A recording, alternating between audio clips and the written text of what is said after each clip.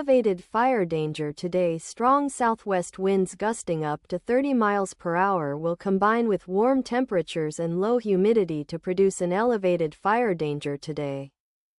If a fire were to start under these conditions, there would be an increased threat of fire spread and be difficult to control. Outdoor burning is strongly discouraged.